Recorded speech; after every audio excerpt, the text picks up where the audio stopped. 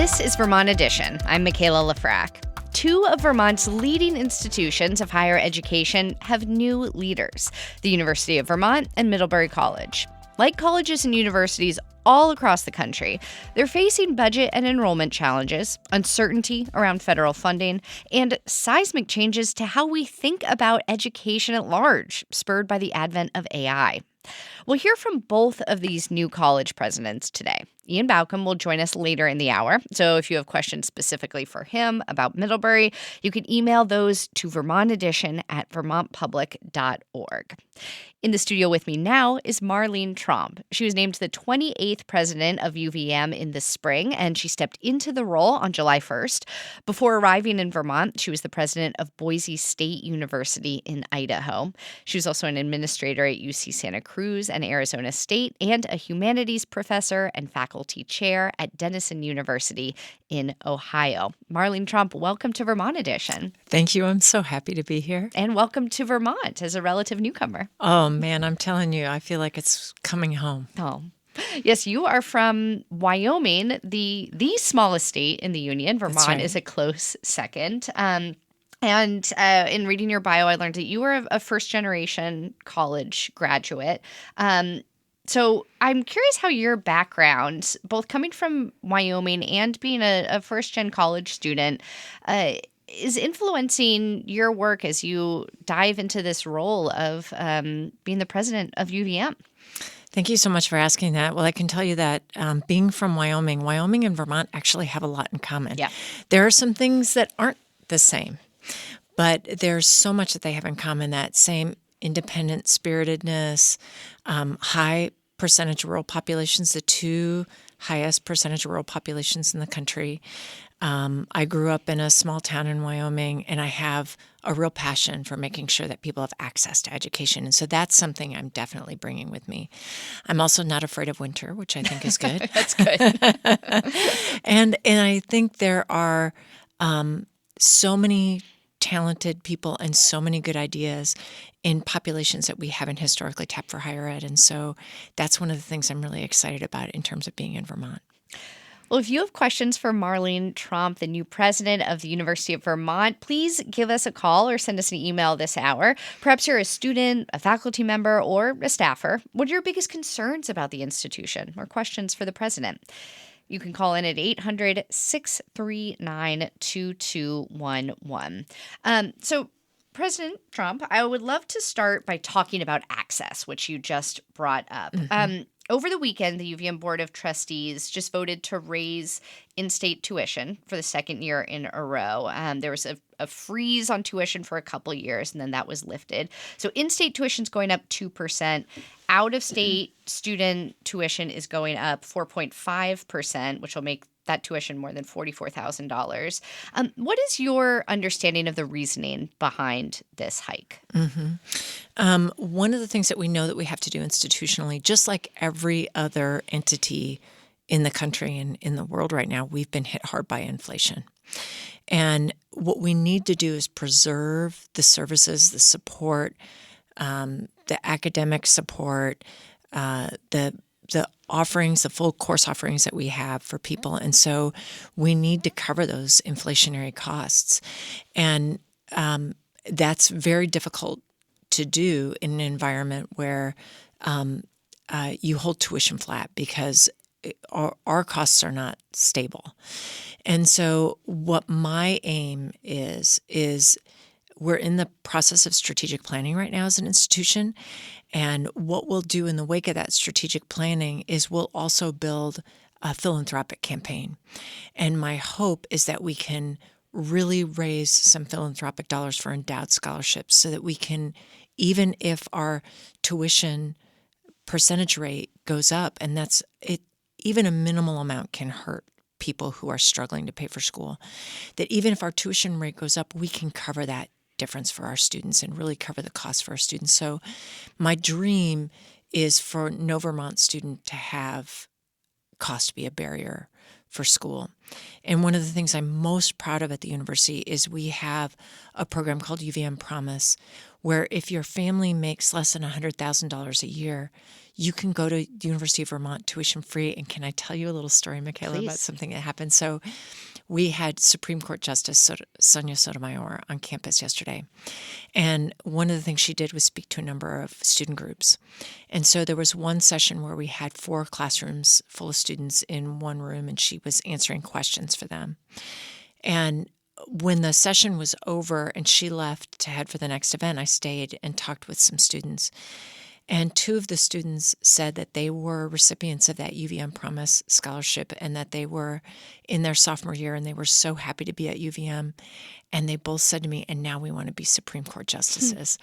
And it was just this awesome moment where I thought, you know, before that program, maybe these talented young women wouldn't have had an opportunity to go to school or wouldn't have been able to imagine that opportunity.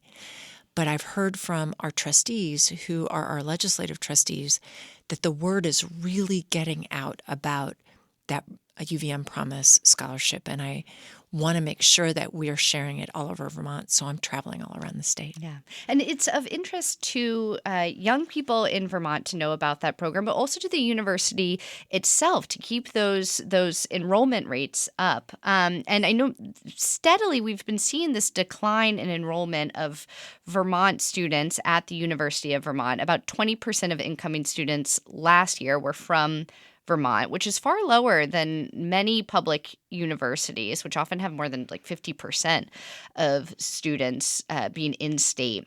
And, you know, as we all know, Vermont is aging. There are fewer and fewer high school students here every year. Does that decline concern you? How do you think about that, which is, you know, largely out of your control as a university president? Well, there are things that we can do. And to put it in context, so UVM has had about that percentage for a while. Mm-hmm. But what we do that's so amazing is that for every Vermonter that we graduate from UVM, 2 of their out-of-state peers stay when they graduate and give back to the state of Vermont. So they become employed here. It fuels the workforce. It fuels the economy. It brings in those fresh ideas and that energy into the economy. So because we have an aging population, it allows us to continue to help the state thrive and grow. Those out-of-staters that fall in love with Vermont when they come have an opportunity to stay and give back to the state that they love. So we are making a difference on that front. And it's really important to me to make sure that Vermonters feel like this is their university, because it is. And so I've been in every county in the state. I made it a really high priority when I got here. And I've been everywhere from St. Johnsbury down to Bennington and every place in between. And when I went up to St. Johnsbury, I meet with legislators, I meet with high school principals, and local leadership of all kinds. When we went up to St. Johnsbury Academy had their culinary program host a lunch for the legislators and the folks associated with the school and me. And I got to talk to those students. And afterwards, I said, what would make a difference here to let people feel like this is their university? And the folks from the community said, send up the men's national championship soccer team. Yeah, they had a big year. Yes, they did. And we're defending champions now, and they're doing great again this year. And so I went back to all the athletics coaches and I sat down with them and I said, what can we do? And our coach, Rob Dow, the head coach for soccer, said, well, we're in season right now, so we can't pick up and head across the state. But our women's basketball coach said, how about if we go up and play an exhibition game and get our student athletes to talk with folks in the school? So we're really interested in reaching out and extending that land grant mission beyond the extension that's doing so much for farmers, beyond our PACE program for professional and continuing education, but really letting that be the model for the whole University of Outreach. If you have questions for UVM President Marlene Tromp, you can call in at 800-639-2211. Let's take a call now. We have Amanda calling in from Montpelier. Amanda, go ahead. Hi, thanks for taking my call. First of all, I just wanted to thank Marlene for coming to Vermont because I heard your credentials and all of those places that you worked are amazing. So thank you for coming. You. And I guess 'cause our son is a Vermonter, and he is a junior now in the STEM program he's doing. I was sort of reticent about him going to UVM because I went there back in '88, and I didn't really like it very much, but he loves it. Oh, and fantastic. All of his friends really love it, and that there's a spirit of community there that for a state university, I know because my son plays on the ultimate frisbee team, and the girls and boys are very good. And people come from the Pacific Northwest, and when they come and practice with the team and meet everybody in the community, they're like, the parents feel safe having their kids so far away because they're like, wait, this is different. Even though, UVM doesn't have the best dorms, obviously, but just like we'll get to housing in just a minute. Oh no, I'm not worried about that. I mean, my son would love to stay on campus, and also he got the tuition, like he got help from the state. He did well in school, and he does well in school. So, but I just want to say, like, thank you for coming, and I think that there's something at UVM that is attracting more and more people, like in the sweetness of it. Oh, Amanda, thank you so much for calling in. That's so lovely. Thank you so much, Amanda. And I'm so happy that your son and his friends are happy at UVM. And I'll tell you what the predominant message I have heard from our alumni and over generations of alumni as I've traveled around and met with folks all over the region. And I'm actually even heading out west where we have a lot of alumni. I've heard something that's very unusual from all the places I've ever been, and that's this great love for the university. People have this incredible sense of community there, and this is something Amanda mentioned. 80% of our students are in at least one club. They feel a sense of connection to the place, and it creates this passion, I think, for the community. And I think sometimes maybe students who are from Vermont they don't think it'll be different enough. Or if you're from Burlington, they don't think it'll be different enough if they go to school there. It's such a different experience to be a part of the university than it is even to live in the community. And I'm so thrilled to hear that Amanda's son and her friends are having a good experience. And Amanda, I know you're making a joke about the dorms there, but I do want to ask you, Marlene, about what you see as the college's role in addressing the housing shortage in Chittenden County. I mean, of course, you'd love to see this boost in enrollment at the university, but where do we put those students? Where do we put those graduate students with families? Mm-hmm. So our institutional enrollment is about the same as it was last year, almost exactly. Mm-hmm. And we feel like we're right-sized right now. Okay. But we still also feel like we have a responsibility to our community and to our state to help on these issues. So we opened a new facility that is housing a lot of our graduate students and some upper-class students. It might have been just this year. And we're looking for ways to make sure students know what housing options we have available, so that takes pressure off of the housing market in the community. But we also really are trying to put the power of our research professionals who do this work all the time, our faculty who are thinking about these questions, and bring that to bear on our community and across our state. So how can this path-breaking Research One research impact positively what we do in our state and in our community? How can we advise? How can we be supportive and helpful? But we also want to help relieve that pressure in any way that we can, and really think about being responsible partners to our city and our state. Yeah.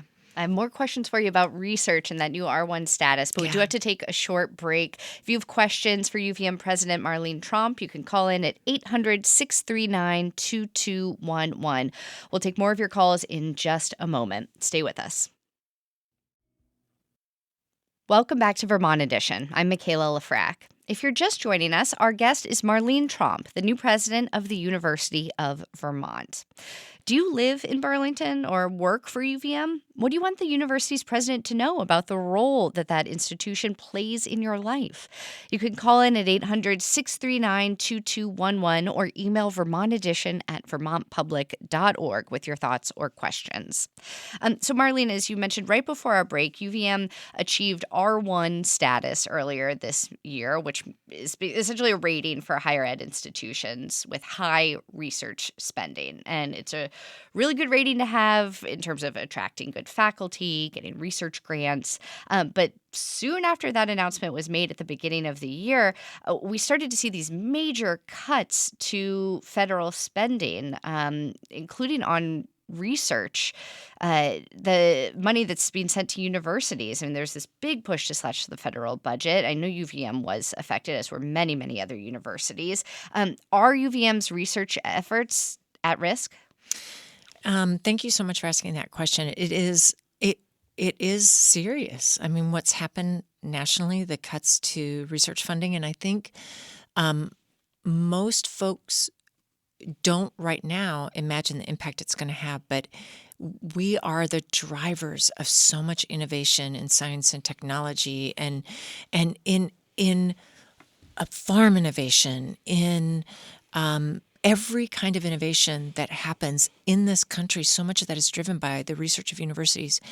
So it really is incumbent upon us right now, because of the ways in which the federal government has pulled back in that support, to think about what are going to be the other ways that we bring in those dollars so that we can continue that research. We have, for example, right now, we're in the clinical trial phases for a Lyme disease vaccine.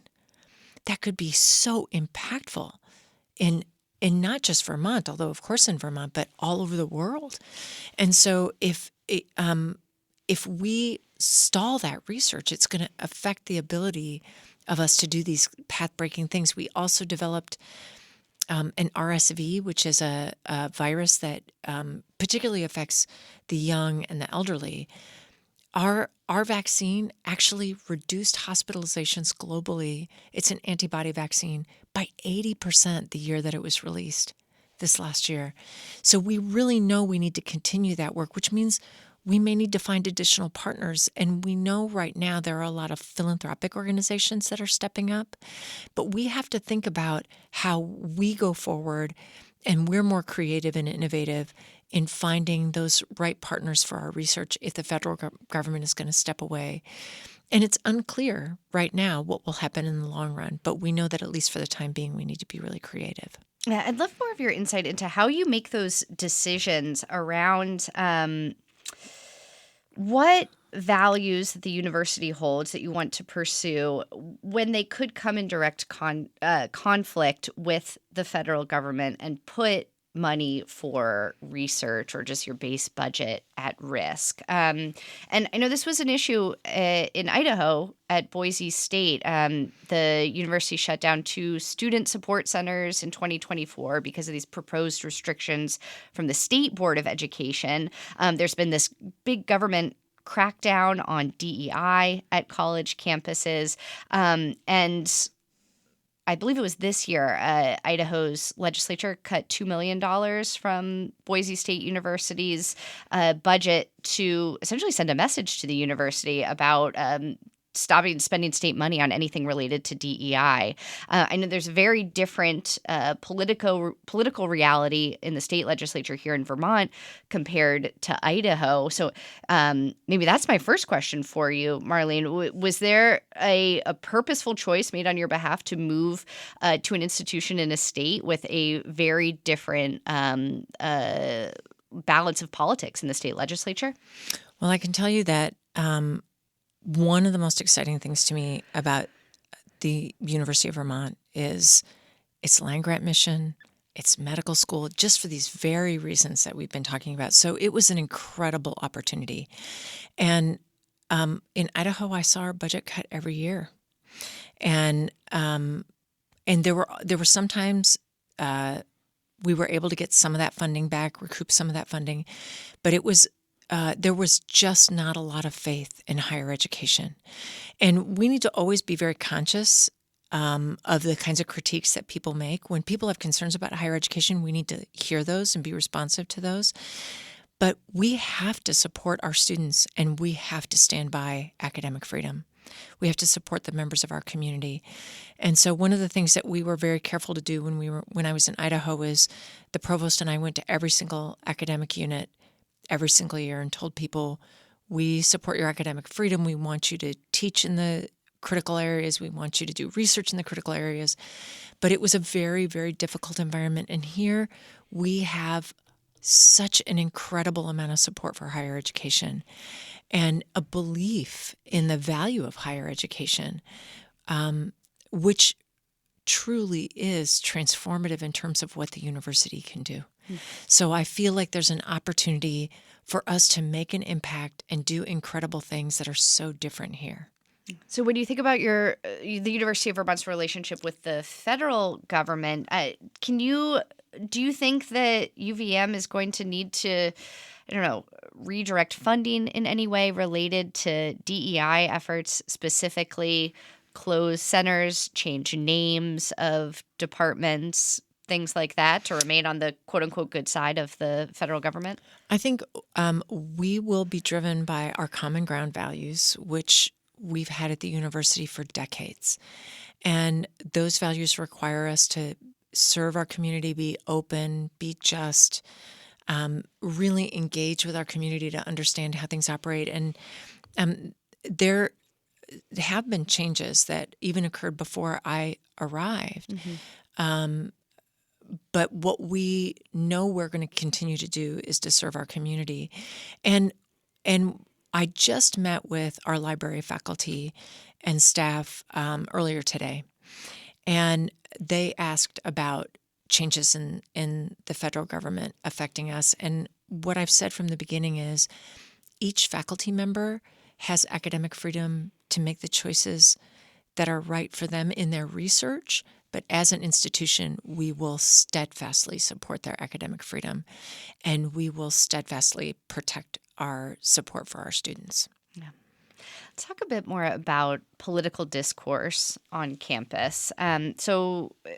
Last year, there was a swell of pro-Palestinian student protests at UVM and institutions all across the country. At UVM in May of 2024, student protesters spent 10 nights occupying a campus quad. And among their demands was the cancellation of the commencement speaker that year, the U.S. ambassador to the United Nations, Linda Thomas Greenfield. And the university eventually complied with that request.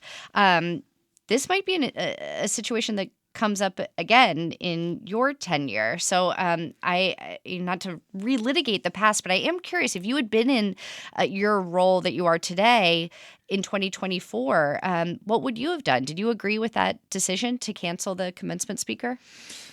Let me first say that I think free expression and freedom of speech is critically important. And I think it's even it's taken on a gravity like academic freedom that's really, really significant right now. And so we want our students to feel like they are free to express their ideas. We want students who disagree with each other to feel like they can engage respectfully and stand for their perspectives and points of view. And I wasn't a part of the inside of that decision, so I can't say all the factors that went into it. I know what it looked like from the outside. Mm-hmm. But what I would hope is that what we could do if there was a speaker that people disagreed with is create opportunities for people to express their dissent. When I was still in Idaho, we had a speaker who was fiercely anti-feminist, who had written a book about how feminism was undermining the economy, and he was giving a talk on campus at the invitation from some student groups, and another group on campus decided to hold an event at the same time on the same evening that was about what feminism had contributed to the economy. And we really tried to educate everybody about what freedom of speech and academic freedom were, what the policies were, so that people complied with the policies. They can't disrupt each other's events, but we welcome all those voices. And I'm really proud to say that it was remarkable to have these groups that were so polarized speaking in such a short distance of each other on campus and having those events come off successfully. But it requires a lot right now because people feel so passionately, and sometimes those disagreements can feel very personal and hurtful. They can cause harm. And what we can't promise people on a college campus is that they won't hear things that don't hurt them, personally feel hurtful, but that we will give them the space to speak for those issues as well. And that we're not going to, I won't ever require a student to submit to going to a talk that they, would find deeply offensive. They might have to hear things in a classroom setting. They might have to hear people they disagree with. But it is a complex environment. And right now, I think universities have a key role to play in reminding people in this country that's become so polarized that they can hear and see one another and actually engage even when they disagree. And Michaela, if I can, I'd like to talk a little bit about a program I did in Idaho. Please. We recognized the intense disagreements and the kind of political polarization that we were seeing across the state. And so we built a program there called Idaho Listens that brought people together. We intentionally invited people from 10 very different political perspectives. But instead of saying, what do you think about this issue or that issue, we asked them to talk about what they valued and why.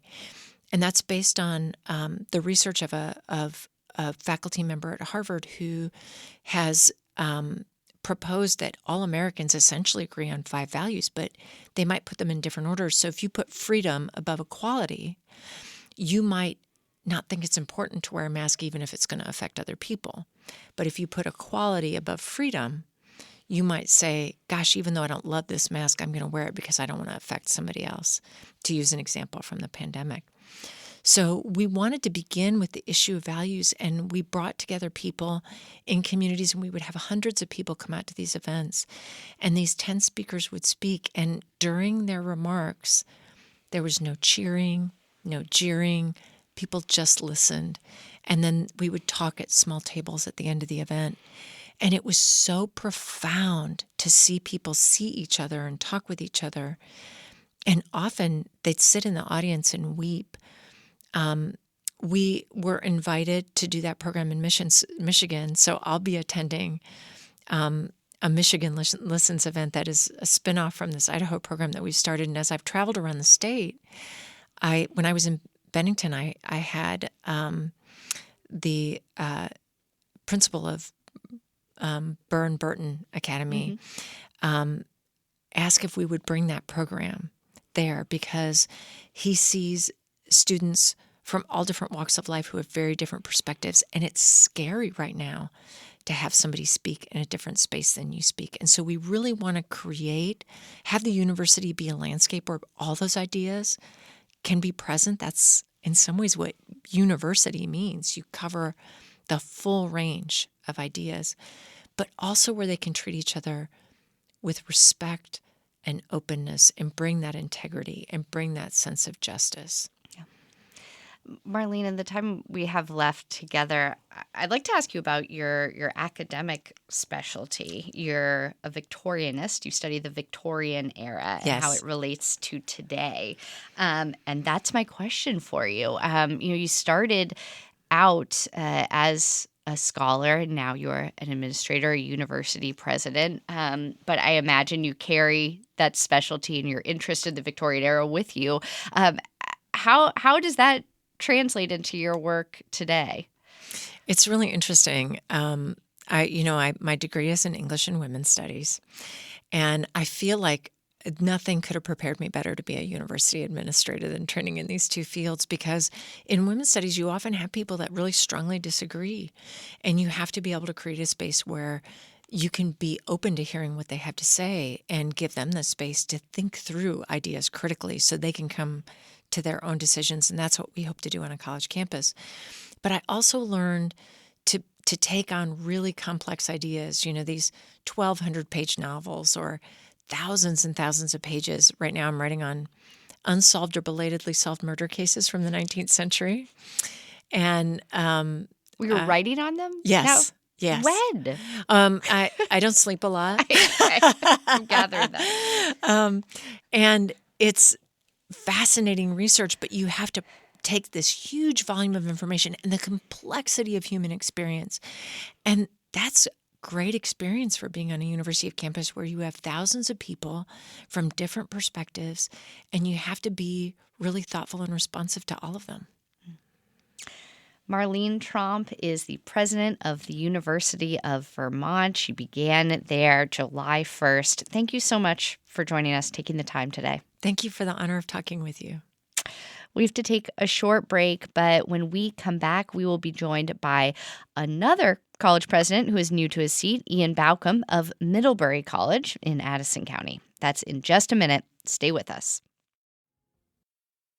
Welcome back to Vermont Edition. I'm Michaela Lafrac. This hour, we are getting to know new leaders of some of our region's leading higher education institutions.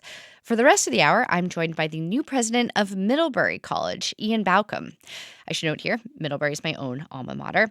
Ian Baucom was appointed at the outset of this year as the 18th president of Middlebury. He spent 11 years prior to that at the University of Virginia, most recently as provost and executive vice president. Before that, he taught at Yale University in Connecticut and was the chair of the English department at Duke University in North Carolina. Ian, welcome to Vermont Edition. Michaela, it's great to be with you. Thanks for having me. And as I said to Marlene Tromp, welcome to Vermont as a relative newcomer here. Thank you. We have loved being here. Yeah, it's a remarkable place. Just a joy for Wendy and I and our family to be joining the community. I'm glad to hear that. We love it too. Do you think we should start with some pretty difficult news? Middlebury is facing this really tough moment right now. A senior, Leah Smith, has been missing for the last few days. I'm curious if you have any updates to share on that search. Yeah, Michaela, thanks for raising that. It's both a joy to be with you, and my heart is heavy because our student Leah continues to be missing. So I don't have any updates to report. The Middlebury Police Department is doing an amazing job leading the investigation. I would ask if anyone has any information, no matter what it is, please share it with the Middlebury Police Department. We are going to do everything we can to bring Leah home. Our students' safety and well-being is our most important task. We are here for our students. We exist for our students, and so our hearts are with Leah and her family. Well, thank you for that update. And again, we are speaking with Middlebury College's new president, Ian Baucom. We would love to hear from you during this conversation as well, especially if you live in Middlebury or other nearby Addison County towns. Curious to hear your take on town-gown relations in Middlebury in particular. You can call in at 800-639-2211. Ian, Middlebury is a small school, relatively speaking, and certainly compared to the school you were previously working at, the University of Virginia. But it does have a huge presence in the town of Middlebury and the surrounding area. I mean, many people in Middlebury are employed by the college, for example. How do you see the college's relationship with the town working well right now, and what do you think could improve? I think it is working. I think it is working really well. One of the things that I love about Middlebury is that from its founding, we've named ourselves as the town's college, and I think that relationship names it exactly right. we're part of a civic community. We wouldn't exist without the town of Middlebury. We were founded, supported by sort of early inhabitants of the town, and that's key to who we are and key to the mission that we have to serve the community within which we live. Not just the town of Middlebury, but the state of Vermont and our nation and world. There are particular things that are important, as you know, and as I'm coming to more deeply understand. The state is facing challenges, and the town is facing challenges for affordable housing, for childcare, economic development, economic prosperity, and we have been really committed to trying to partner with our community. We're about to open, in partnership with the community, a new childcare center. There's been a fantastic project to build 200 units of affordable housing, and with a real focus on both lower-income families and middle-income families, what sometimes gets called the squeezed middle. So that's been great to see, and I want us to continue to do that kind of work. And then we also have a role to play because we collect in the college so many amazing faculty, so many amazing researchers, so many amazing students who can bring the power of thought into what an economy of the future looks like. And I'm eager to partner with local businesses, with businesses across the state, just to be thinking about what the future of work looks like in Vermont, what the future of work looks like in Middlebury, how we can bring sort of an entrepreneurial spirit to the town, and really advance that 225-year-old legacy of understanding that relationship that we begin not as a college on the hill, but as the town's college, and want to see everything that we can do to advance and strengthen and build those partnerships. Ian, you brought up housing, affordable housing in particular. We spoke about this earlier in the hour with Marlene Tromp from the University of Vermont as well, since Burlington and Chittenden County is facing a shortage of affordable housing, as is pretty much all of the state.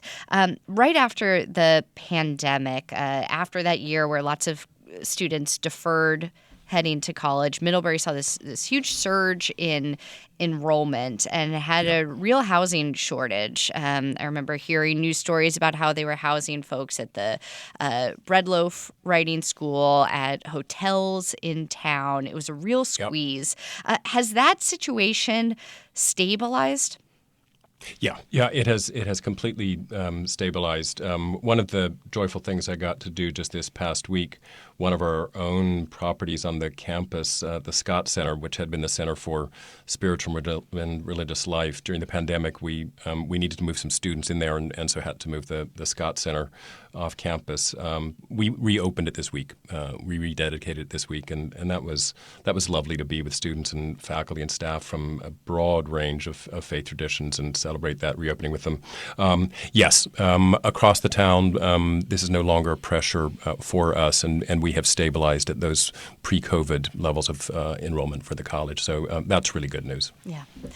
So as we've been talking about, Middlebury plays this major economic and cultural role in the town of Middlebury and the surrounding area.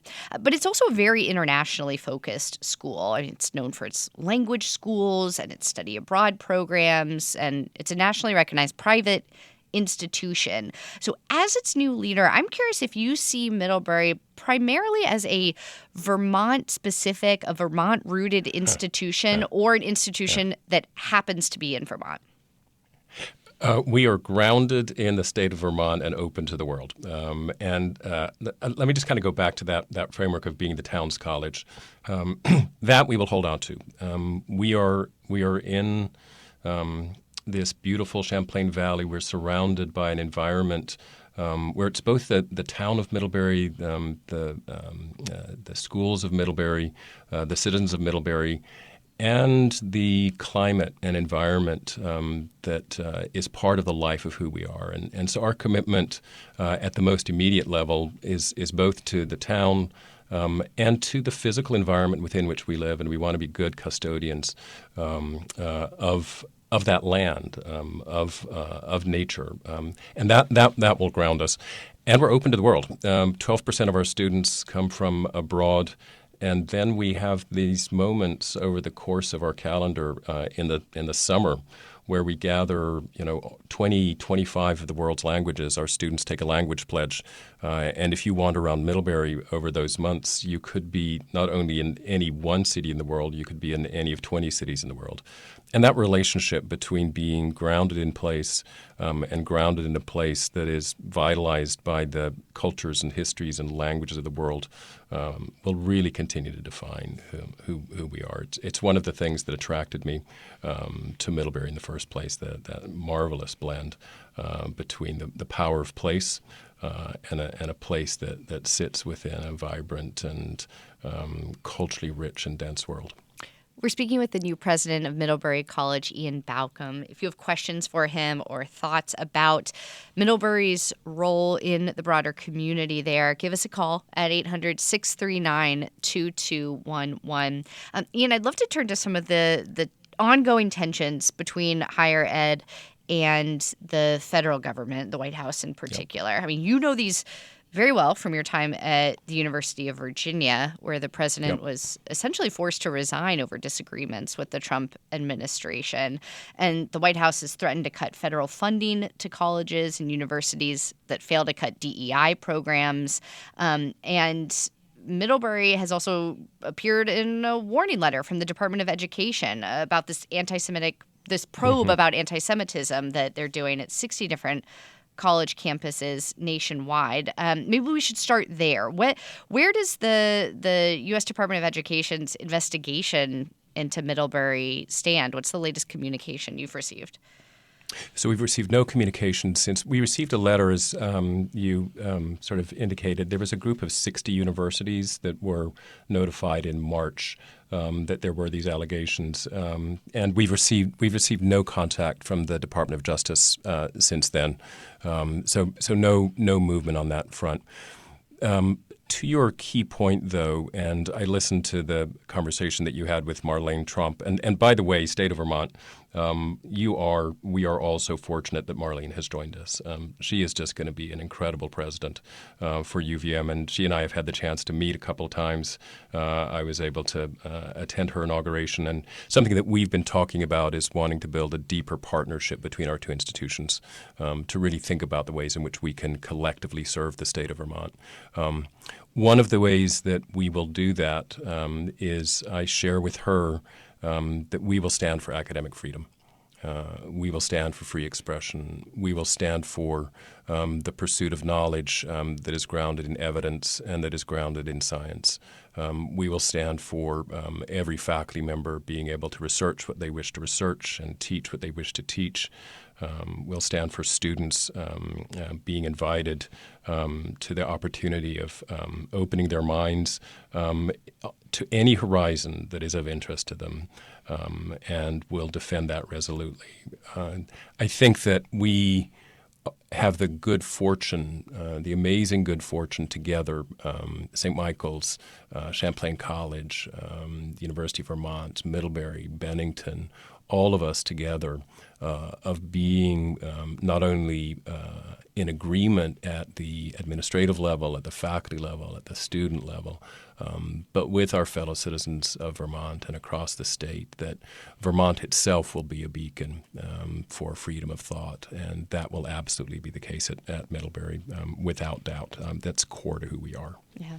How do you see Middlebury's situation and your role as its president as different in this current climate than the leader of a land grant university and major research institution like the University of Vermont or a place like the University of Virginia? Do you feel like you have a little bit more independence or freedom in the face of these shifting winds around higher ed and federal funding?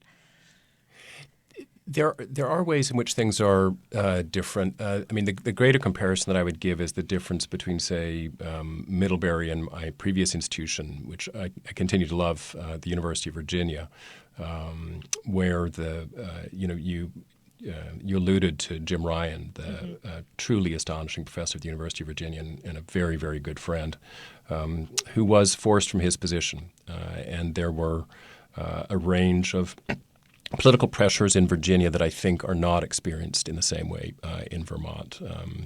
And so there might be a greater distinction there, just in terms of the social and political currents of the moment.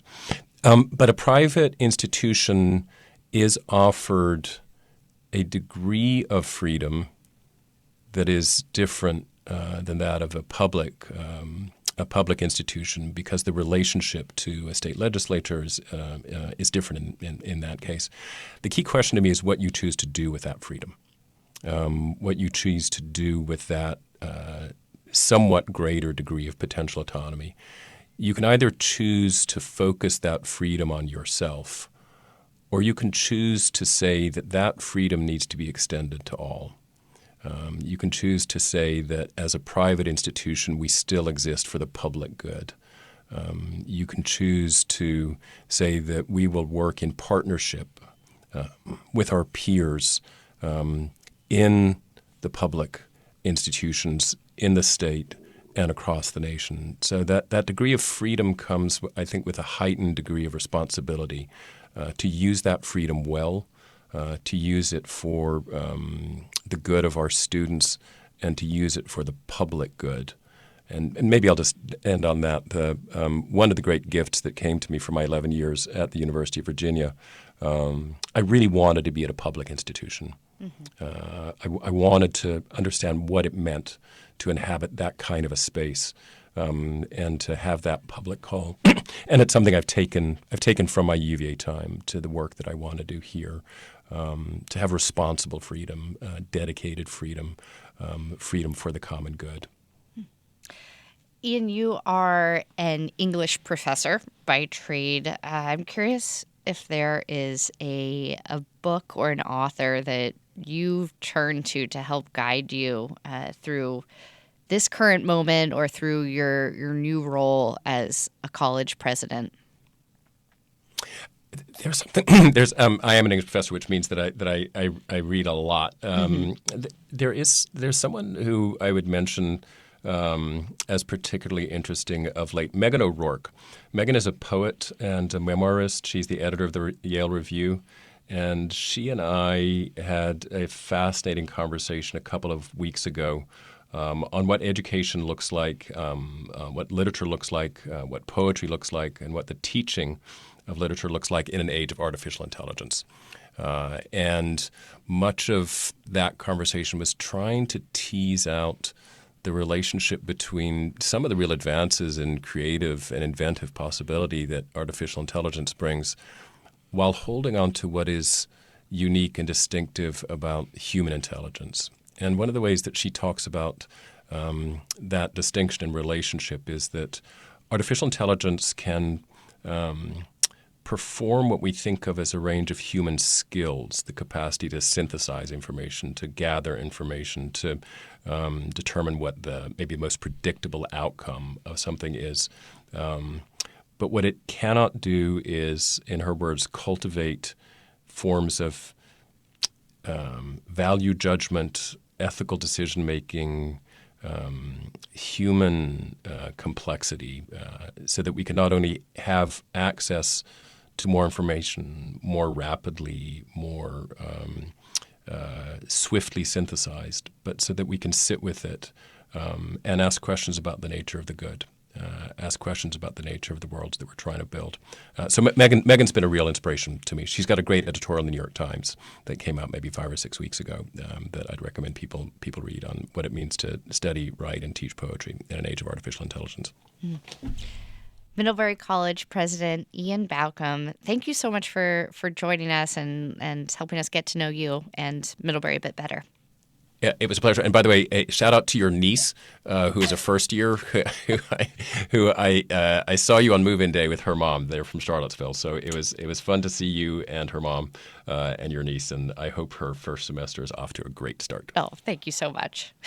Yeah, of course. Yeah. That's Ian Baucom, the president of Middlebury College. Tomorrow on Vermont Edition, we are going to be headed north over the border. This year is the 30th anniversary of the Quebec referendum, when voters debated whether they should become independent from the rest of Canada. Canada. If you lived in Quebec at the time of the referendum vote, we would love to hear from you ahead of tomorrow's show.